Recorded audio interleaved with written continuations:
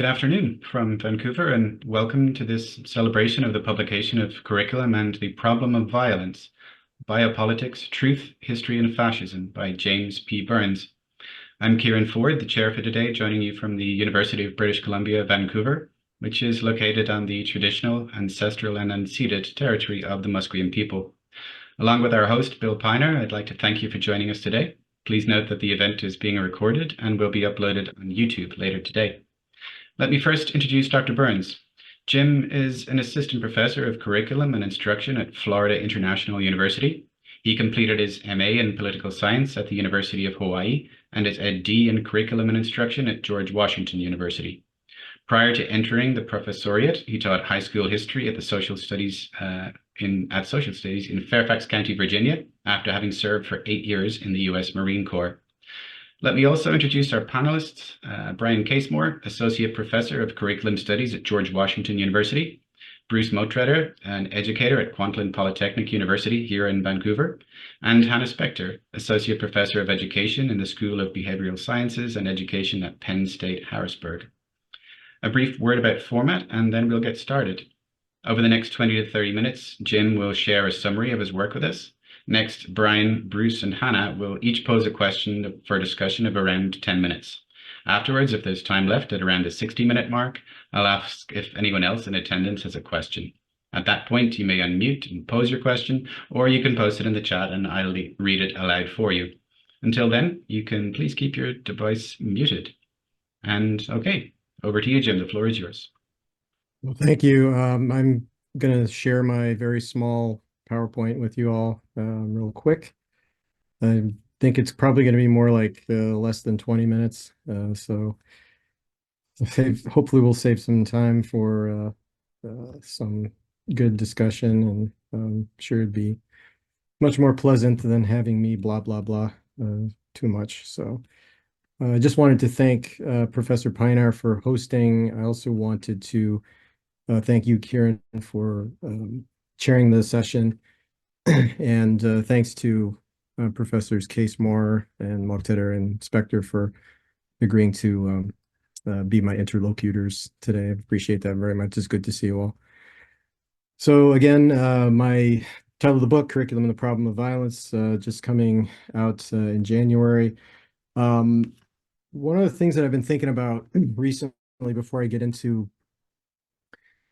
kind of just an overall summary of the book, and I'm not going to be able to, kind of recapitulate the whole thing, but I've been thinking a lot about, after I wrote it, why I wrote it. And so one of the things that I came up with was, my own subjective position and ethical commitments. And I think those were really autobiographical in terms of my own experiences of the U.S. Imperial Project, particularly those 8 years that I spent in the Marine Corps. If you noted in the introduction, I took a piece of Milan Kundera's work, where Kundera talked about the struggle of man against power being the struggle of memory versus forgetting. And I think that resonates very well with the ethics of curriculum studies, particularly the concept of, as Professor Pinar has pointed out, becoming historical and subjectively present. I was also, I used the word transient or transience in the book as well.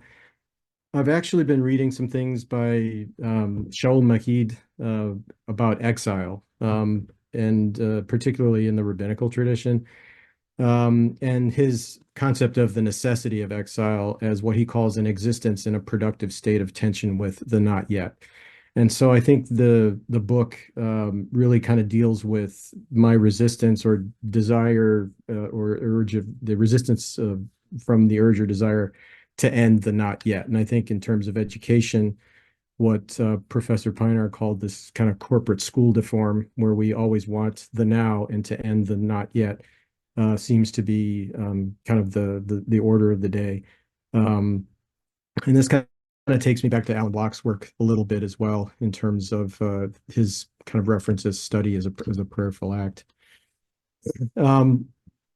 So the problematization, problematic, problematique, however you want to talk about it, certainly is violence. Again, this is not the the be all end all encyclopedic understanding of violence or nonviolence or peace education in any way. It's a contribution, hopefully very small one, that comes from sort of my trajectory into the study of violence, which is based in many ways on my own experiences of violence, particularly the American militaristic imperial project, which again I was part of for 8 years, rampaging through other people's countries, acting as the late Marine General Smedley Butler called a gangster for capitalism, particularly war profiteers and those who made a lot of money off of militarism. I'm also kind of animated the book around Professor Pinar's understanding or his articulation of techno-utopianism. Siva Vaidyanathan talks about this in terms of techno-fundamentalism, and I think both terms I think underscore kind of this almost religious sense in terms of technology and this belief that no matter what problems we get ourselves into as human beings, somehow we're going to be able to get out of them through technology. And this, I think, takes on great urgency in terms of the marrying up of technology with these really destructive forms of militarism and kind of for-profit war making. I'm also really concerned with what Zygmunt Bauman and Carlo Bordoni talked about in terms of anti-politics. This idea that we have abandoned largely politics to a technocratic class, and that technocratic class has in turn abandoned us. And there are some significant, I think, consequences for democracy and justice and freedom and a whole bunch of other things that are really on the table right now, pointedly at risk. I'm also concerned, I think, getting back to the fundamental tenet of curriculum studies around this kind of historicization of the present, and the abuses of history that Nietzsche talked about, the monumental, the antiquarian, and even the critical history, which these sorts of historiographies can be manipulated. They can obfuscate as much or more than they clarify. And so I'm really concerned with that. And I think that maybe comes through in the book as well. Some concepts that I was really, that kind of drove me in writing this, really were genealogical inquiry. And this book is not necessarily per se a genealogy, but it really does rely on genealogies, kind of the ethics around genealogy to historicize the conditions of possibility for the problems of the present. And particularly the complexities of those problems historically and what has produced them. And I think also the element of positive critique that is built into genealogy, of always raising the given to a question, of trying to understand how did we come to think, act, and be the way that we're thinking, acting, and being, and should we be thinking, acting, and being in other ways?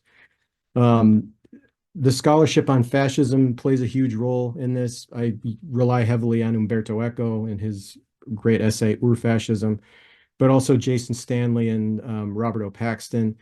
And I find there's relationships here between certain elements of fascism and biopower, particularly what Foucault talked about in the history of sexuality and later on in other lectures as state racism, which really expands and gives racism a whole different hue and meaning.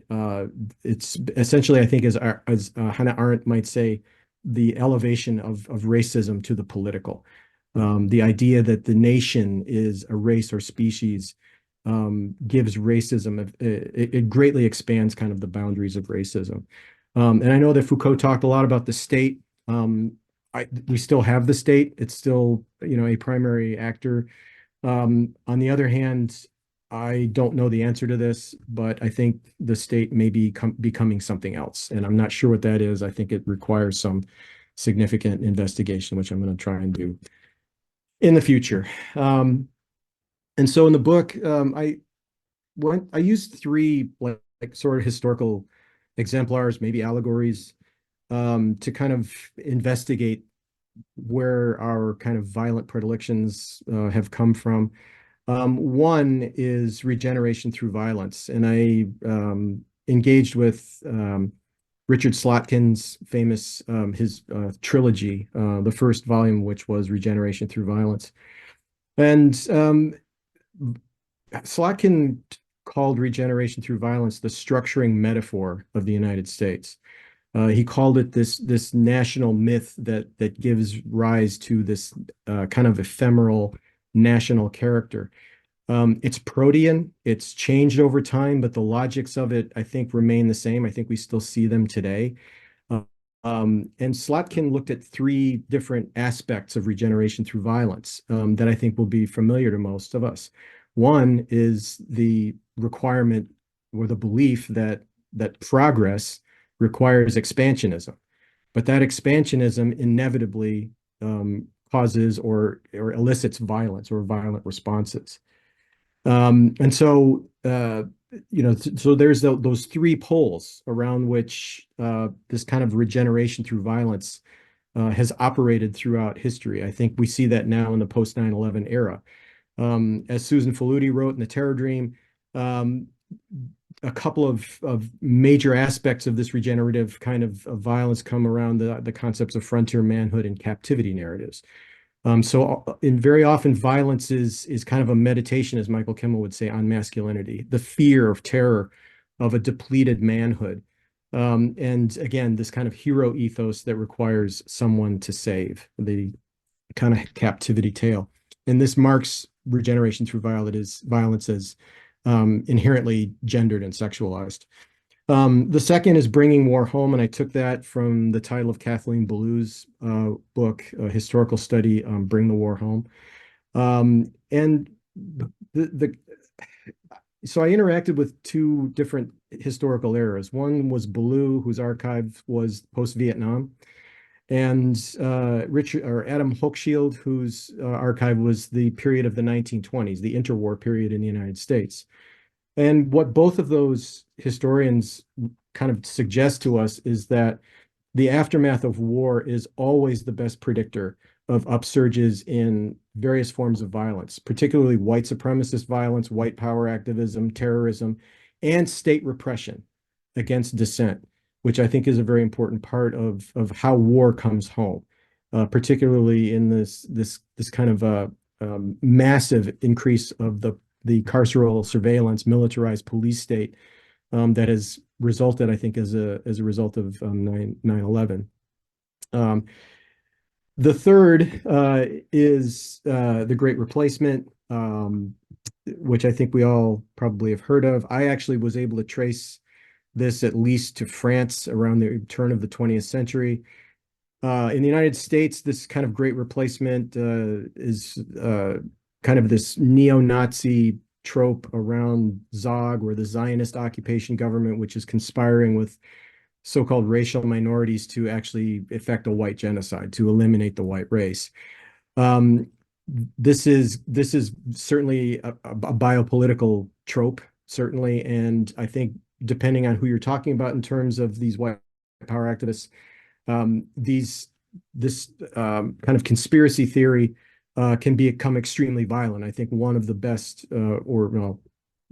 more pointed examples of this would be Timothy McVeigh and his bombing of Oklahoma City, which this was his motivation, frankly. But this is also becoming an international trend that's associated with ethno-nationalism. Arundhati Roy specifically and very pointedly is talking about what's happening in India right now under Narendra Modi as Hindu fascism, which is extremely violent. It is biopolitical because Modi has, in the past in Gujarat, when he was the governor there, initiated pogroms, violent pogroms against Muslims based on this kind of what Jason Stanley talks about as terms of sexual anxiety, these rape fears, rape hysteria, and around the fear of cultural and racial pollution as a result of racial intermixing. And that is really where this kind of ethno-national racialized component of this Great Replacement theory comes into effect. They all reflect elements of fascism. Certainly the kind of the humiliation, so-called, against or of the true people, the one people, the folk, the Germans called them, at the hands of an outsider. So outsiders are very much targeted.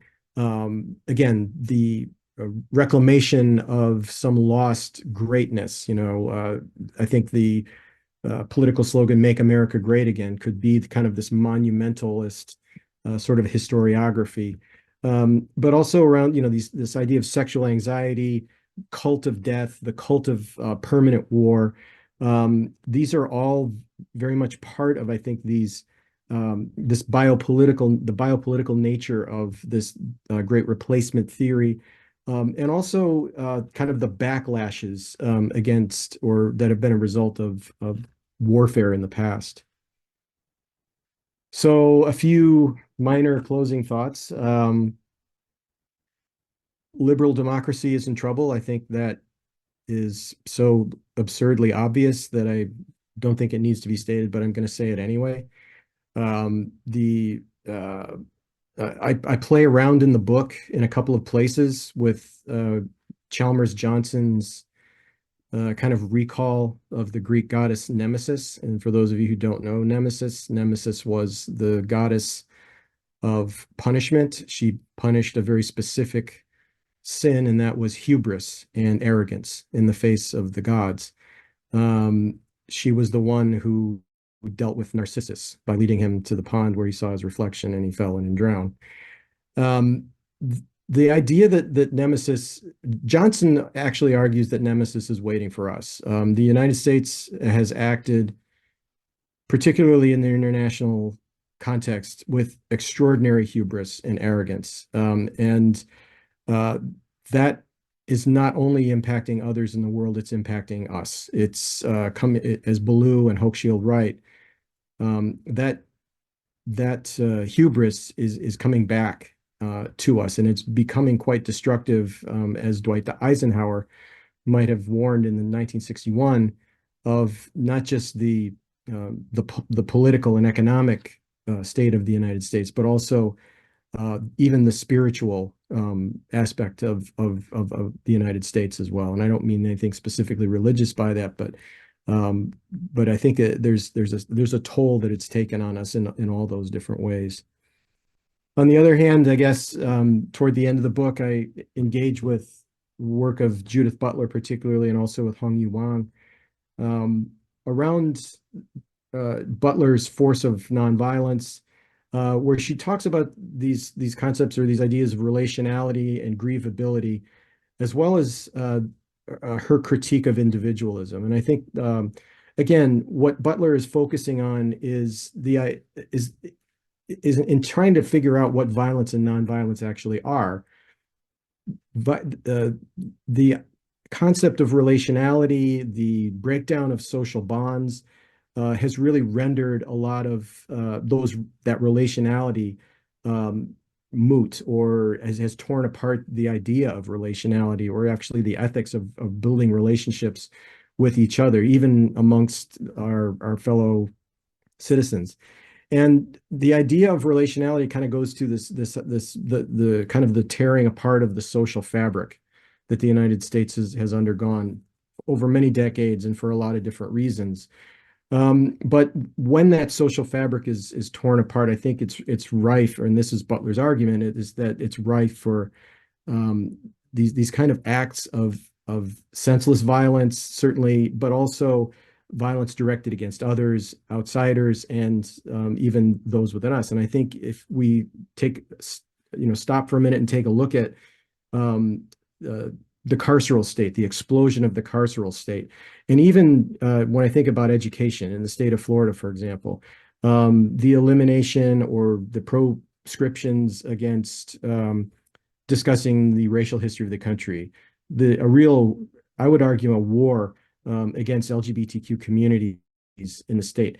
This disidentification of various parts of the population as citizens, I think, marks that kind of that death function in biopolitics, which not only means the physical elimination of others, but also political death, throwing people in prison, taking away their voting rights, eliminating various histories, prescription of curricular topics, and on and on. And I think that is really what Butler is talking about in terms of that relationship, that relationality. The idea that if the, and this gets into, I think, her understanding of grievability. If we don't have a relationship with the one who on whom we are going to perpetuate some sort of violence, that life, the loss of that life is no longer grievable, which I think is an incredibly important insight.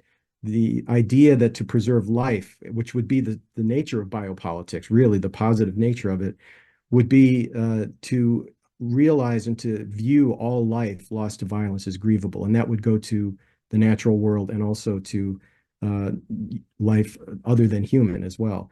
I think the critique of individualism resonates well with Professor Pinar's educational experience as lived around, his work on cosmopolitanism and individualism. Individualism is certainly important in terms of education. The way that individualism, I think, particularly in terms of globalization, is being kind of preferred to others, is really very selfish and narcissistic. And I think that critique of individualism is something that Butler is really is an important insight that she comes up with. And I think I see some relationships between Butler and Hannah Arendt's work, particularly in the origins of totalitarianism.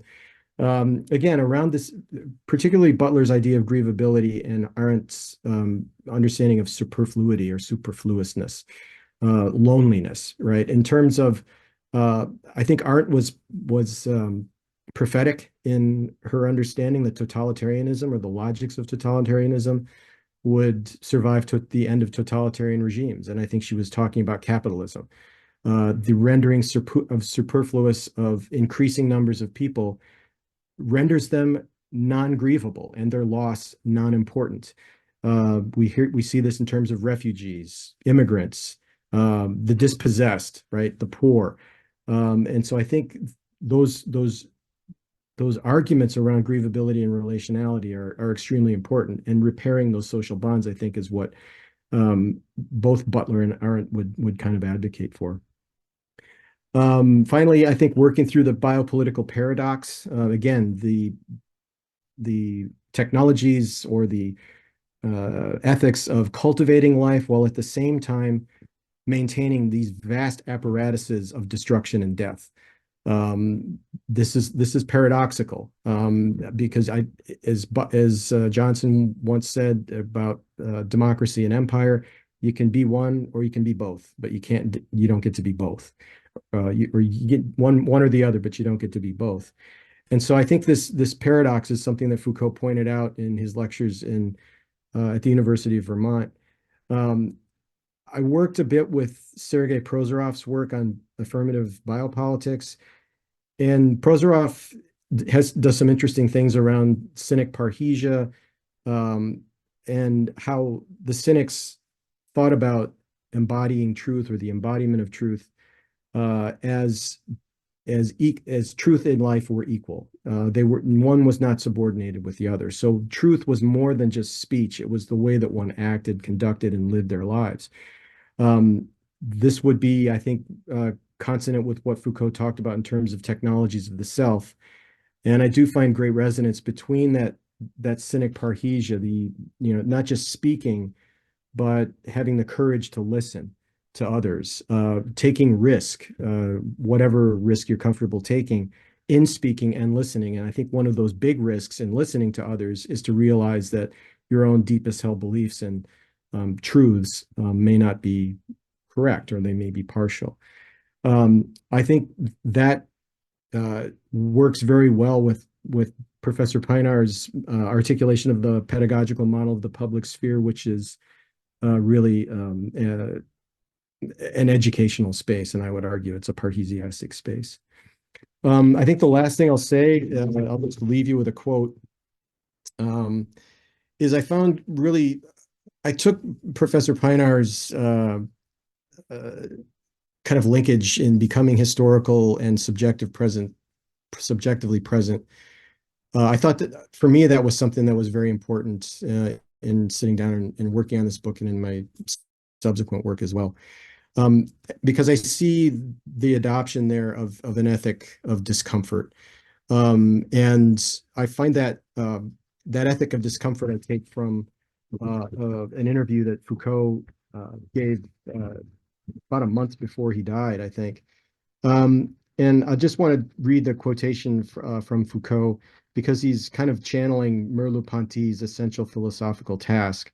And he describes this ethic of discomfort, quoting Foucault, never to consent to being completely comfortable with one's own presuppositions, never to let them fall peacefully asleep, but also never to believe that a new fact will suffice to overturn them, never to imagine that one can change them like arbitrary axioms, remembering that in order to give them the necessary mobility, one must have a distant view, but also look at what is nearby and all around oneself. To be very mindful of everything one perceives is evident only against a familiar and little-known horizon, that every certainty is sure only through the support of a ground that is always unexplored. And so with that, I will end my things here and stop sharing my screen so that I can see everybody. So thank you. Awesome. Thank you, Jim, for that thought-provoking overview of your work and for setting aside a generous chunk of time for the many questions I'm sure are in the room. So let's follow up and we can begin with Dr. Casemore. Great. Thanks so much. Hi, everyone. Congratulations, Jim, on this remarkable project. I've been reading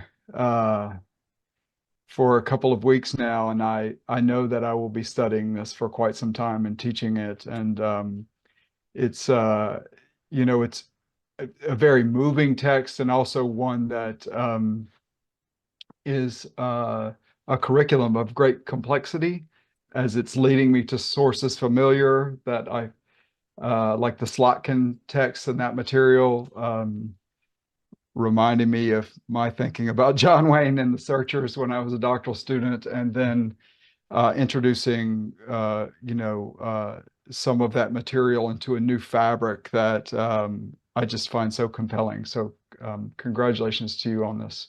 Thanks. Remarkable work. So I'm going to share my screen. I started writing and couldn't stop. I stopped myself at a page to sort of capture some of the thoughts that I was having about the tensions between the call to an ethics of relationality and the singularity of the autobiographical project.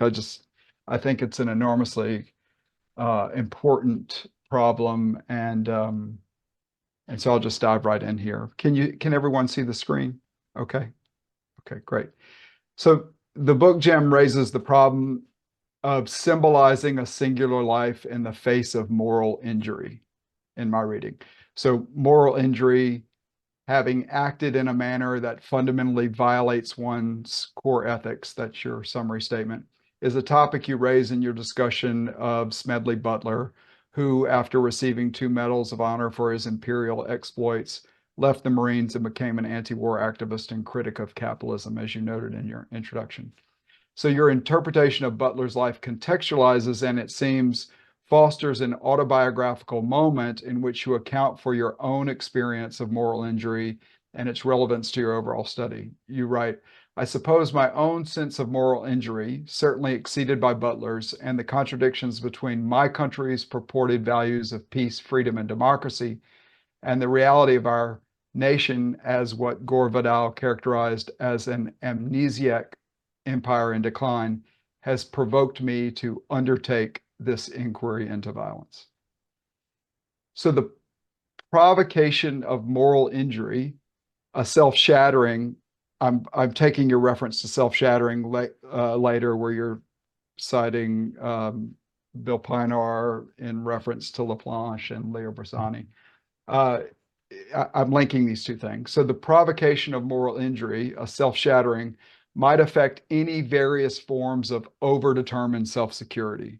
So that experience, I think you're suggesting, can animate a self-defensiveness that makes it impossible to witness one's own sense of moral injury, to acknowledge it.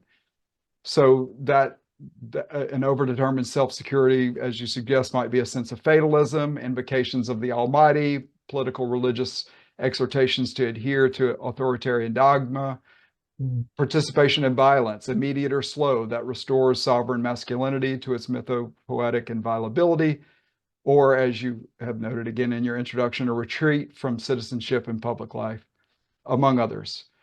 All of these expressions of entrenchment, subjectification, and the discourse of a biopolitical death function. That provocation of moral injury, on the other hand, might also foster the re-symbolization of a life in a way that establishes and sustains not only one's position as a witness to the horrors of violence in history in our present moment, but also one's commitment to an affirmative biopolitics. And that's the long arc of the book as I read it, right? Like I feel like we're teetering in these ways in Yeah. the tensions of the present world. And so you discern in affirmative biopolitics in the writing of Foucault, and you substantiate its potential through your reading of Butler and Hanya Wong and others, making clear that it requires repairing and cultivating relational social bonds of an ethical character, an enormously complex but absolutely necessary endeavor. You make this clear throughout. So although this concern with relationality is rooted in a radical critique of individualism, you maintain that the self, individuated and individuating subjectivity, is central to the project of an affirmative biopolitics. You know from our many conversations over the years that I share your interest in that problem. So you elaborate the problem of the self through Foucault's Technologies of the Self. And that's enormously compelling in the epilogue. But it is in your direct narration of your lived experience, however disparate, partial, and incomplete, where I'm struck most deeply by the problem of symbolizing a life that has undergone moral injury and the potential for translating that experience into an affirmative biopolitics. Autobiography as direct self-narration initiates and threads through your study, but you make clear with references to Carrera that a more expansive autobiographical project subtends, sustains, and is expressed in your scholarly critical curricular endeavor. So all of that for this basic question. Can you say more about how your project is autobiographical? That is, how it symbolizes a singular life, negotiating moral injury, and in pursuit of an affirmative biopolitics? Yeah, wow, that's a great question.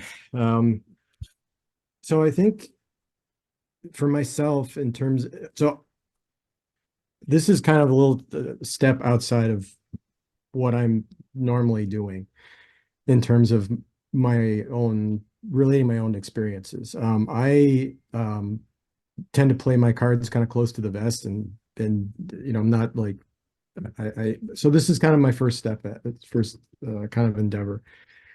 I will say that the danger, or I don't know, sort of the tension, I suppose danger is just a little too much, but I think the tension that I had to negotiate was the point where the descent into kind of this narcissism potentially in kind of talking about myself or my own experiences, because I've realized, I think that, and again, I think my autobiographical experience or my understanding of it really doesn't exist by itself. It's both a subjective practice and a social practice. And I think it's taken me a long time to make sense of that, and I'm still doing it. It doesn't really ever end. Through study, through my working with various interlocutors, of trying to make more sense of that life that I had, and what led up to it, the experiences that I had, how that may have reformulated my subjectivity or reconstructed it in some ways, and then how potentially I might move to act in the world, what my ethical commitments are. So I think, I don't think of the self as this kind of self-contained kind of vessel. You know what I'm saying? I don't think of it as that. I don't think of myself as just kind of detached from the world. I think about it, again, going back to Foucault's work on the technologies of the self. Really, he uses the metaphor of a journey, of journeying out and then coming back home, to make sense of that walk out into the world. And I think that to me is really resonant with curriculum studies in terms of studying, and the subject and object of your own due diligence can be yourself. But then I think that you need to actually work, or at least I found it necessary to work with others, with as a social practice. So I guess in terms, solitary terms, but also in terms of relational terms, working with others. So I mean, I don't know if that answers the question at all. It does very much. So thank you so much for the response. And I look forward to a continuing conversation with you about it. Me too. Thanks. Thank you. Thank you, Brian. Over to you, Dr. Moghtader. Thank you. Congratulations, Jim. And thanks to Professor Pinar for the invitation to engage with your work again. And I'm so happy that I got a chance to read this book fresh off the print, hopefully. It's coming out soon, so I'm very excited that it will be out and educators and teachers will have access to it. I want to say it's an invaluable contribution to the field of nonviolence in education, specifically your integration of Foucault's philosophy into a new direction. I think the book also is a testament of your commitment to creating a better world, and I'm grateful for the opportunity to learn from your work again and again in the past decade. So the depth of research, the clarity of thought, and your passion for the subject matter is very evident in every page. And I'm very sure that it will set new directions for connecting the Foucaultian critique with some sense of social transformation and self-understanding that we very much in need of. All right, so I'm gonna share a quick slide that I have here in case it will be helpful. All right. So going back to chapter 7 and your discussion about democracy, and I'm not challenging your notion of how you explore democracy, but for a lot of people that hear about elections in the United States, they sometimes wonder whether you have electoral democracy or you have oligarchy. And I think this is not a new question. It's been around and people have been pointing at it. As you mentioned, your scholarship on Foucault and Butler come together in this chapter. And I think that critique of individualism and attention to human suffering, if I might say, is I think at the heart of ethics of nonviolence, understanding that other people suffer like us and they grieve their losses, is something that we share as humans, just emotional animals. So there's this point about the conversation about the security and how the state legitimizes its violence, and how the populist notion of Western democracy has been central in ascribing violence. And you move on to suggest that the current electoral model of democracy is a cause and condition of nurturing military economic complex and its hard violence, if I may say.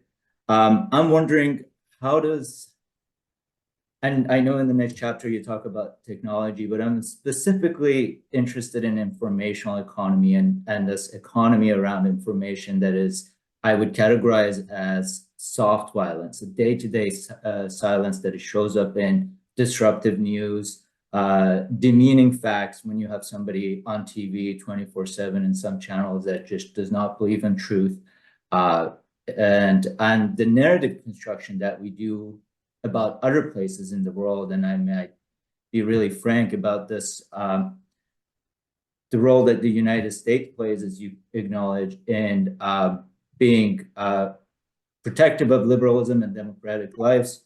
On the one hand, we see shipments of food to Gaza, and on the other hand, we see weapons getting crossed, and everybody wants peace, but I think there is so much money to go around in this proxy wars that we ignite in different places in the world. And the Middle East is a good example of that in the past 2 decades.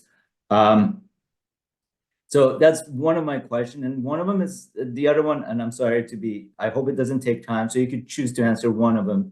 As I read the book, I was kind of reflecting on my own understanding about the distinction between nonviolence and peace. And I'm just worried, in like a more personal note, why nonviolence instead of peace? And whether you think there is a distinction. Thank you. Yeah, thank you. So I'll take a crack at both questions. Thank you for those. Thank you for reading it. I would say the informational economy is, again, it's one of those, as you say, it's not a new thing, right? I mean, today, we think about this kind of post-truth era, right? And the way that information is being rationed, et cetera, right? But I think this is really an old problem. I mean, you could relate this, you could talk about public relations, the history of public relations as propaganda in the United States, right? I mean, if I go back and I think about, World War I and the Creel Commission, for example, people like Walter Lippmann from that period of time, Edward Bernays, who invented public relations and technologies of propaganda, and there was no difference for him. He talked about public relations and propaganda as the same thing. So I think that I guess I would say that the technologies of that informational economy have become much more sophisticated, although they were sophisticated in the past. And as these mass media technologies, the corporatization and commodification of information has become increasingly, as this has become part of like its own informational complex, right? It's kind of an informational industrial complex. I think the sophistication of those technologies, and also the fact that people think that there's so much information out there. But the question I have is there really? Particularly when the state is making it harder and harder to understand, for the average citizen to understand what the state is doing in their name. I worked for the National Security Agency, and I reported to the director of the Central Intelligence Agency when I was in the Marine Corps.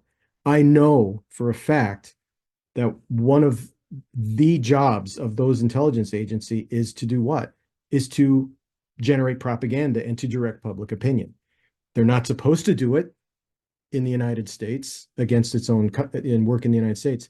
But what do we think about leaked information from CIA operatives, right? That then gets transformed into stories in the mass media. I think that's all part of that complexity of the information, this kind of informational economy. I think it's particularly when you think of it as a conglomeration of various interests around large corporations. But again, I also can't divorce that from these kind of tropes that I see being repeated, through news stories, through intelligence reports, through all this other stuff, that, again, the characterization or the justification for violence. As Edward Said, I think I quoted Said in the book, around the kind of intellectuals who have succumbed to kind of soothing away any of the public's kind of trepidation of engaging in this violence. I mean, that goes back again to the founding of the colonization of the country. And so I think it's a persistent problem. I think it's incredibly difficult to understand it because it's become so opaque. And I think, again, going to what Masha Gessen said, and I think this is the last thing I'll say about it, is that when those types of institutions that are supposedly there as sort of the guardians of democratic governance, when those institutions become so corrupted, they naturally are going to become distrusted. And I think these institutions haven't done themselves any favors by, for example, the incredible, I'm just going to say it, the grotesque manipulation of stories coming out of Gaza, the narrative around the Ukraine war, right? Who was at fault? You know, to me, this is propaganda at its finest, but it's propaganda that the American people are paying for. And it's being kind of given to them as so-called news, right? And so and don't even get me started on, you know, how the Pentagon and the CIA work with movies and TV shows to kind of structure the narratives around that as well. So again, I think this is a persistent problem. It's not a new problem, but I think the technologies, and I go maybe to like Byung-Chul Han, you know, psychopolitics, right? Kind of this idea of, you know, these hyper intensive kind of propaganda technologies, I think are again, it's important, but again, are people really thinking about this? Are they understanding it? Are they kind of questioning it in any meaningful way? Peace and nonviolence, you know, I think nonviolence, if I would have to say what I think there's a relationship between the two, because nonviolence to me requires is an ethical commitment, not just an individual commitment, but I think it's a social commitment that may lead to peace. And I would argue that nonviolence, we have to, in my view, we have to kind of expand what we think of as what is grievable in terms of life. And I think that sort of an ethics may result in a more peaceful world, a more just world, a less violent world. I don't know if they're the same thing or if they're different, but I think that they're related to each other. I mean, if that makes any sense. Yeah, absolutely it does. Thank you so much, and I appreciate your work again. Thanks, Jim. Thank you, Bruce. Thank you, Bruce. And over to you, Dr. Spector. Hi, everyone. Hi, Jim. Thanks so much for having me on this panel for your book launch. It was just amazing to read your work, and the depth and the breadth of your thinking is just really quite remarkable. And I've known that. I've heard you speak at AAACS, and I know some of your work, but diving in this way has been a real pleasure to learn from you and to see how some of our thinking kind of is quite similar in some ways. So that was also quite nice that I'm not really all alone in the world. I've read you too, so it's good. Okay, great.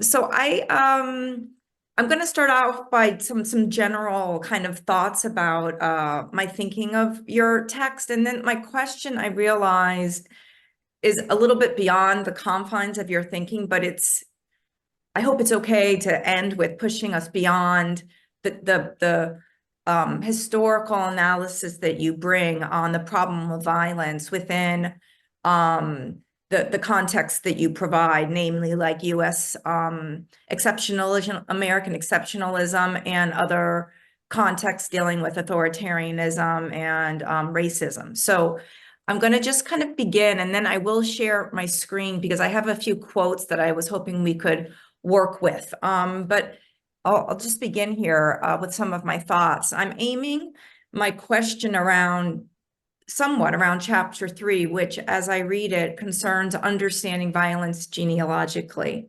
You mentioned that, quote, violence, narcissism, presentism, and hubris are the complex crises that are the subject of the book, and which you seek to understand in a historical sense, these continuities and discontinuities between the past and the present. And then another quote here is that genealogy reactivates the past to better understand how a present problem, for example, how a society has come to both accept and lament violence. And so, as I just sort of mentioned, a key case examined in your book is the violence associated with American exceptionalism, which you explain in the preface that you participated in and witnessed firsthand as a former U.S. Marine. In chapter 3, where some of the analysis of exceptionalism is developed, you note that the, quote, US sits atop the hierarchy of nations, end quote. So in thinking historically about the problem of violence, I'm wondering if there might be an opportunity here, just in our conversation that we're having, to go back in time further before the development of the nation state in the Peace of Westphalia to further historicize the problem of violence and exceptionalism. And I'm thinking of human exceptionalism and what Freud called human megalomania. As you, I think, so powerfully indicate, the problem of violence is not only an American one at home, for example, with slavery and settler colonialism, and abroad, in your chapter 5, for example, on the US war against Vietnam. So a question I'm thinking of is, how old is human violence? And in chapter 6, you also then look to, quote, broaden the book's scope to encompass the international intensification of ethno-nationalism and religious nationalism, particularly throughout Europe, New Zealand, and Australia, as well as countries like Brazil and India, end quote. And then in chapter 8, you return to this idea from Foucault of the death function, which I think Brian referenced as well, and also the problem of thanatopolitical destruction, which is someone you mentioned that I haven't read, Prozorov. So my impression in reading your work is that violence is everywhere, which I would agree with. Something that it has in common, I think, is that human beings are perpetrating this violence, whether it be individually or collectively vis-a-vis the systems and the structures that we've created, such as militarization and global capitalism, both of which, and you mentioned this throughout the book in different places, are having devastating effects on the biosphere. So in speaking to the problem of violence, you look to Foucault's death function, which I'm not as familiar with as I am more recently on reading more on Freud's work on the death drive, but perhaps there is some thematic resonance there. So I have a few quotes I'm hoping we can talk about or think about, and maybe you could pick one for the purpose of time that grabs your attention in light of the problem of violence in and beyond the context that you bring to our attention. So I will share screen here to look at those. Oh, I never know how to use the technology. Speaking of technology, where is share screen? Oh, here it is. I see it.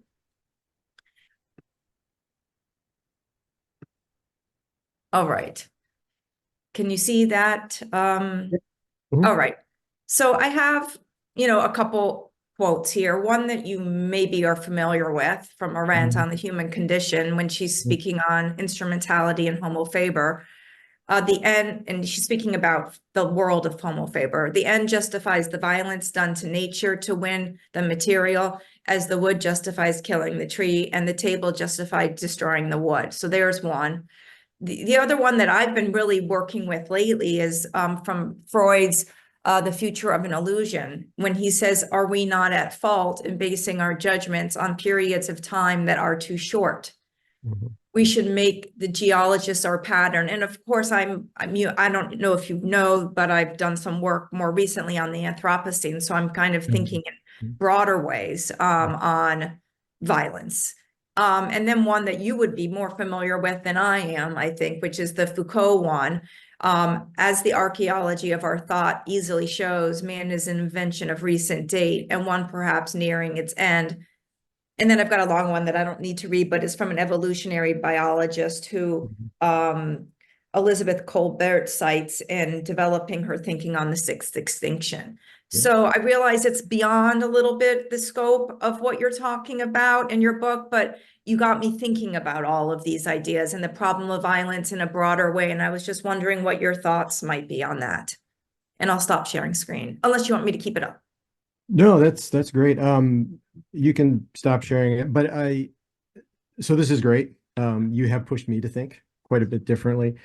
I would say, I think that we do need, because I think we do need to start thinking about violence in a much more I guess, an archaeological or genealogical way to understand where does this come from, right? And I think, if I think back to some of the history of the Roman Republic, for example, which we take so much of our governing documents, the way that we, have politically organized ourselves, and the following of the Republic into an empire, right?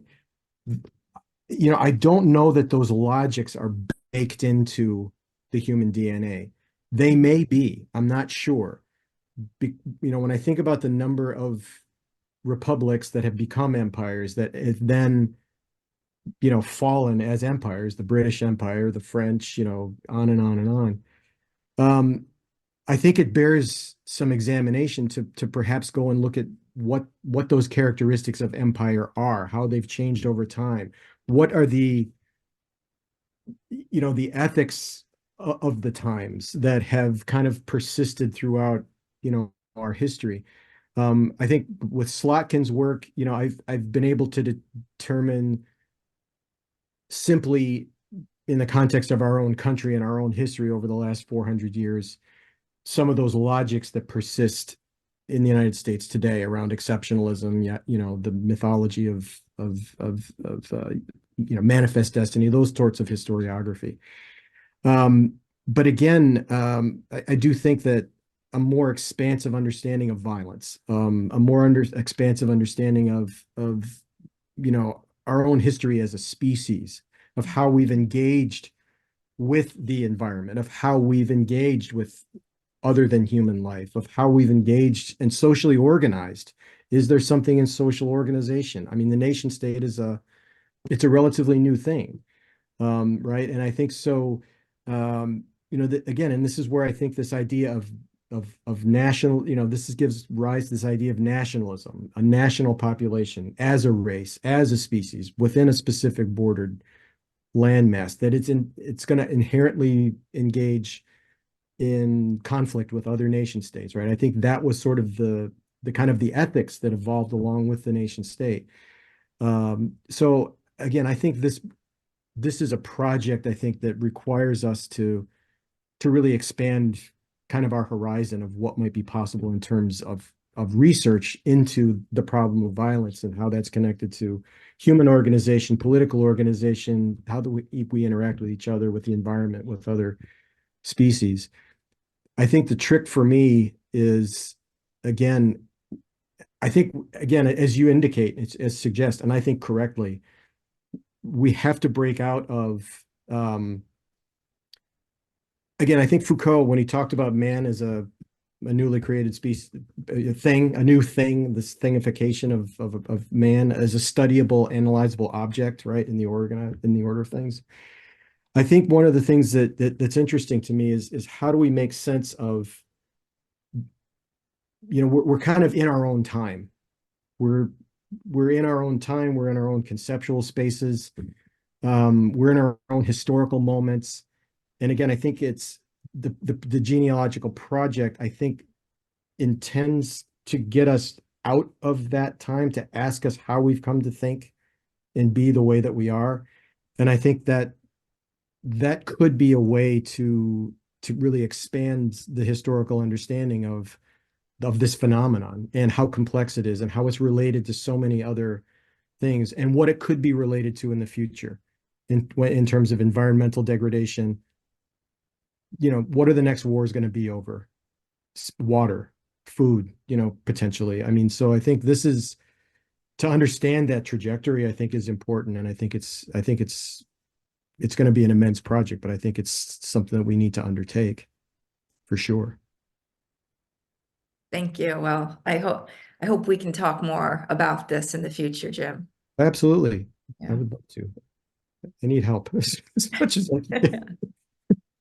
Thank you, Hannah, and thank you, Jim. Yeah, I think there's quite a few people in the room here today who'd probably like to continue the conversation, but we're coming up to the hour, so I'm going to bring it to a close.